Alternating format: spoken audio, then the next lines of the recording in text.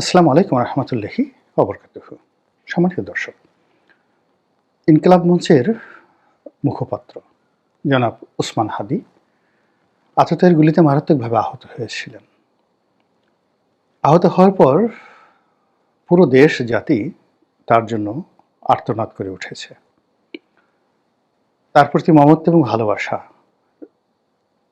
বলতে গেলে যারা তার দ্বারা ক্ষতিগ্রস্ত ছিলেন তাদেরকেও নিশ্চুপ করতে বাধ্য হয়েছে। পুরো দেশ এবং জাতি তার প্রতি যে সহমর্মিতা জানিয়েছে, ভালোবাসা জানিয়েছে, তাকে যেভাবে মানুষ দোয়ায় অন্তর্ভুক্ত করেছে, সাম্প্রতিক সময়ে কোনো একজন ব্যক্তিকে নিয়ে এভাবে ঐক্যমত্য হয়নি। যেভাবে তিনি আহত হয়েছেন, নর্মালি এই ধরনের আহত রোগী বাঁচে না, এবং তিনি এখনও পর্যন্ত বেঁচে আছেন। ঢাকা মেডিকেল থেকে তাকে এভার কেয়ারে নেওয়া হয়েছে, সেখানে অপারেশন করা হয়েছে। এভার কেয়ার থেকে আবার তাকে সিঙ্গাপুরে নেওয়া হয়েছে উন্নততর চিকিৎসার জন্য। তিনি এই যে এখন পর্যন্ত যে বেঁচে আছেন, সম্ভবত মানুষের দোয়ায় মহান আল্লাহ রাব্বুল আলামিন তার দিকে ফিরে তাকিয়েছেন। তার অনেক সুকর্ম, ভালো কর্মগুলো সামনে চলে এসেছে তিনি আহত হওয়ার পর। ইতিপূর্বে তাকে একজন রাফ অ্যান্ড টাফ মানুষ হিসেবে মনে হতো। অনেকের কাছে তার অনেক বক্তব্য আপত্তিকর মনে হতো। অনেকে তার প্রতি বিক্ষুব্ধ ছিলেন। কিন্তু সেই হাদী যখন গুলিবিদ্ধ হলেন, যখন আমরা জানতে পেলাম যে তিনি ব্যক্তিগত জীবনে সৎ, তিনি তার কর্মী এদের প্রতি এতটা দয়ালু যে তাদেরকে খাওয়ানোর জন্য তিনি না খেয়ে থাকতেন, তাদেরকে শোয়ানোর জন্য তিনি নির্ঘুম থাকতেন, এবং he was never a ambitious man, he was a pious, একজন ধর্মভীরু মানুষ। ওই যে উল্টোপাল্টা কথাবার্তা বলতেন, ঝাঁকে ঝুঁকে দিতেন বা জোরে জোরে বিদ্রোহী কবিতা আওড়াতেন, এগুলো তার একটা স্টাইল ছিল। কিন্তু তার ভিতরে একটা অসাধারণ সুন্দর মনুষ্যত্ব বোধ কাজ করেছে। ফলে তিনি সেই কোন মঞ্চের লোক, কোন মতের লোক, পথের লোক ইত্যাদি সব কিছু ভুলে গিয়ে একজন ওসমান হাদী, যিনি কিনা জুলাই আগস্ট বিপ্লবের একজন অগ্রনায়ক ছিলেন এবং গত 14টি মাস ধরে একটি রাজনীতির স্বপ্ন বাস্তবায়নের জন্য চেষ্টা করে যাচ্ছিলেন। তার সেই কর্মের প্রতি মানুষ যখন সহমর্মিতা প্রকাশ করেছে, ঠিক সেই সময় বাংলাদেশের চিহ্নিত কতগুলো দুষ্ট চক্র, তারা এই সেই ওসমান হাদীর যে আহত শরীর, তার রক্ত ইত্যাদি নিয়ে যে নোংরা খেলা শুরু করেছে, এই নোংরা খেলার ফলে পুরো রাজনীতিটা এখন অশান্ত হয়ে পড়েছে। প্রথমেই যেটা বলতে হয় সেটি হলো যে এই হত্যা প্রচেষ্টার যে দায়, এটি প্রথমে চাপানোর চেষ্টা করা হলো মির্জা আব্বাসের উপর, এরপর বিএনপির উপর, এরপর আওয়ামী লীগের উপর চাপানোর এখন সর্বচেষ্টা করা হচ্ছে। তারপর সর্বশেষ ওসমান হাদীকে এই মৃত্যুর দরজায় পৌঁছে দেওয়ার জন্য বা তাকে এই যে তার প্রতি গুলি চালাতে উদ্বুদ্ধ করার জন্য একটা পরিবেশ প্রেক্ষাপট তৈরি করার জন্য 4 জন মানুষ দায়ী, এরকম একটা অভিযোগপত্র কোনো একটা থানায় দায়ের করা হয়েছে এবং সেই অভিযোগপত্রের ভিত্তিতে সিনিয়র সাংবাদিক আনিস আলমগীরকে গ্রেপ্তার করা হয়েছে। বলা হচ্ছে যে আনিস আলমগীরের মতো যারা লোকজন রয়েছেন তারাই নানা সময় জনাব ওসমান হাদীকে ব্যক্তিগতভাবে আক্রমণ করে, তার বিরুদ্ধে নানা রকম ন্যারেটিভ তৈরি করে তাকে একজন বিরক্তিকর মানুষ হিসেবে পরিণত করে তাকে এই মৃত্যুর দরজায় ঠেলে দিয়েছে। আমি ব্যক্তিগতভাবে জনাব ওসমান হাদীকে নিয়ে উনি আহত হওয়ার আগ পর্যন্ত কখনো একটা টু শব্দ উচ্চারণ করিনি এবং তার ব্যাপারে আমার কোনো আগ্রহই ছিল না কখনো। আমি আমার মতো করে কাজকর্ম করেছি। কিন্তু যখন তিনি আহত হলেন, তখন আমি তার সম্পর্কে যে সকল ভিডিও দেখলাম, কথাবার্তা বললাম, এই আগে যেটা হলো যে অন্য সব মানুষের মতো আমিও তার প্রতি সমব্যথী হয়ে গেলাম। কিন্তু যারা এই ওসমান হাদীর এই আহত হওয়াকে কেন্দ্র করে লাইমলাইটে আসার চেষ্টা করছেন, সরকারকে বিব্রত করার চেষ্টা করছেন, তারপরে অপরাধীদের যারা এই কাজ করেছে তাদেরকে চিহ্নিত করার নামে নানা রকম নাটক তৈরি করছেন, গল্প তৈরি করছেন, রাজপথ উত্তপ্ত করার চেষ্টা করছেন, রাজনীতির যারা প্রতিপক্ষ তাদেরকে নানাভাবে হেনস্থা করার চেষ্টা করছেন, খিস্তি খেয়েও করছেন, প্রথমত আমি তাদের সবার বিরুদ্ধে নিন্দাবাদ জ্ঞাপন করছি। দ্বিতীয়ত, এই সকল মানুষ যারা রক্তের উপর নিজেদের লোভের প্রাসাদ নির্মাণ করে, অন্যের জীবনকে পুঁজি করে যারা ক্ষমতার লোভ করে, যারা এইরকম একটা হৃদয় বিদারক দৃশ্য, সেই হৃদয় বিদারক দৃশ্যকে পুঁজি করে তারা ফায়দা হাসিলের ধান্দা করে, এই সমস্ত মানুষ সরাসরি আল্লাহর গজবের দ্বারা আক্রান্ত হয়ে থাকেন।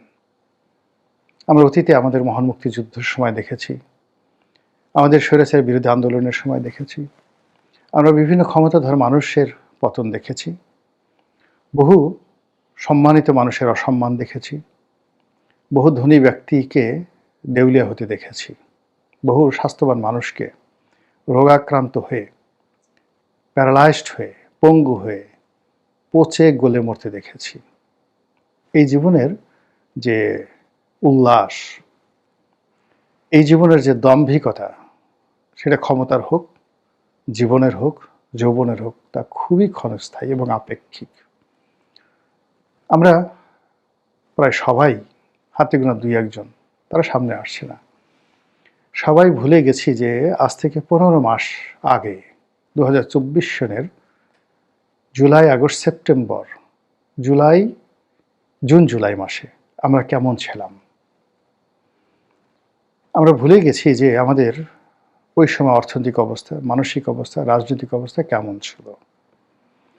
আমরা যে এখন সবাই তিড়িং বিড়িং করে লাফাচ্ছি, দম্ভ দেখাচ্ছি, মিথ্যা কথা বলছি, রাষ্ট্র ক্ষমতাকে ব্যবহার করছি, রাষ্ট্রীয় অর্থ লুটপাটের চেষ্টা করছি, ঘোর দুর্নীতিতে আকণ্ঠ নিমজ্জিত হয়ে যাচ্ছি এবং আমাদের প্রতিপক্ষকে সাবেক স্বৈরাচার, ফ্যাসিস্ট হিসেবে যাকে আমরা গালাগাল দিই, সেই আওয়ামী লীগ সভানেত্রী শেখ হাসিনার যে সকল দোষ ত্রুটি আমরা সেই গত 15 বছর যাবৎ বলে আসছি এবং এখন যেগুলো আমরা আরও 100 গুণ ফুলিয়ে ফাঁপিয়ে বলছি, তার চেয়েও মর্মান্তিকভাবে, নিষ্ঠুরভাবে আমরা এই গত 14 মাসে যে সকল অপকর্ম করেছি এবং করে যাচ্ছি, তার পরিণতি নিঃসন্দেহে খুব দ্রুতই আমাদের দিকে চলে আসবে।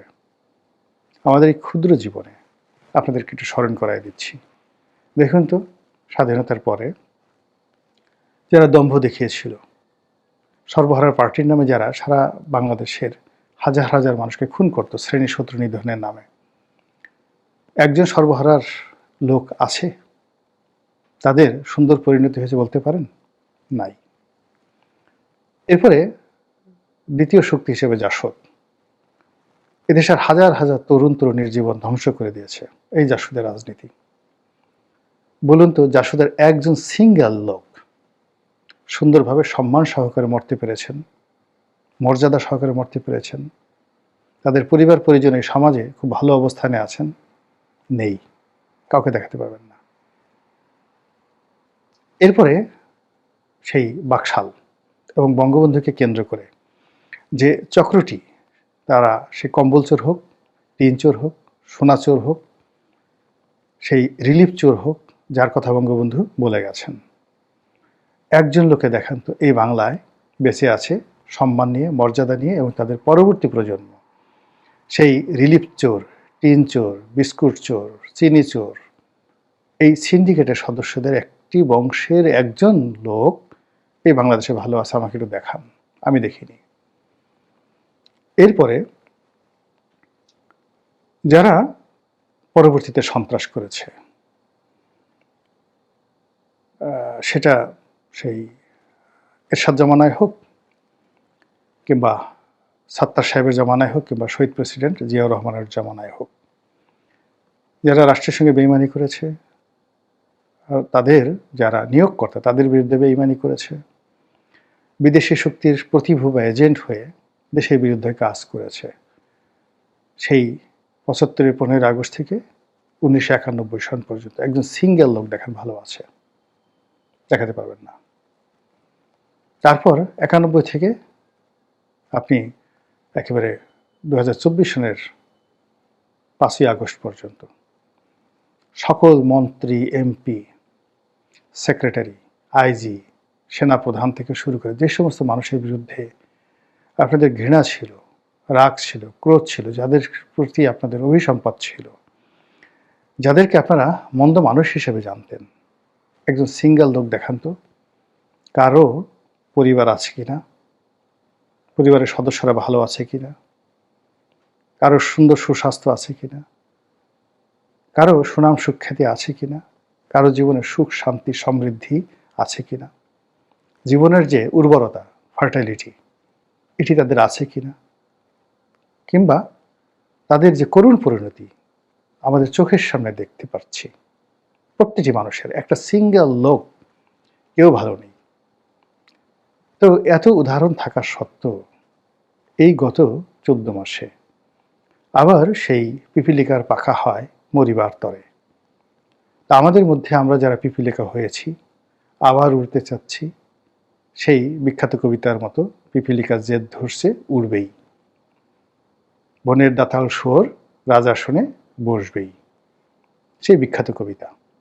সেই কবিতার মতন করে আমাদের যে সমাজে উন্মত্ততা চলছে, সেই উন্মত্ততার শেষ পরিণতি ভালো হবে না, কোনো অবস্থাতেই ভালো হতে পারে না। কিন্তু তারপর আমরা কিন্তু দম্ভ দেখিয়ে যাচ্ছি এবং অপকর্ম করে যাচ্ছি। মহান আল্লাহ রাব্বুল আলামিন আমাদের সবাইকে হেদায়েত দান করুন, আমাদের জীবনকে সহজ করে দিন, জীবনের হিসাবকে আরও সহজ করে দিন, জাতীয় জীবনে চলার পথকে মসৃণ করে দিন, এবং আমরা যে যার অবস্থানে আছি আল্লাহ আমাদেরকে হেফাজত করুন, নিয়ামত দান করুন, এবং আমরা যেন রাজনীতির ঘোলা পানিতে মাছ শিকার না করি এবং কারো জীবন নিয়ে আমাদের জীবিকার সন্ধান না করি, কারো মৃত্যু নিয়ে আমরা যেন ব্যবসা না করি, এবং কারো দুর্বলতম স্থানে, দুর্বলতম সময়ে আমরা যেন আমাদের আক্রোশ মেটানোর জন্য কাউকে আঘাত না করি। আল্লাহ যেন আমাদেরকে এই হেদায়েত দান করেন। আসসালামু আলাইকুম ওয়া রাহমাতুল্লাহি ওয়া বারাকাতুহু।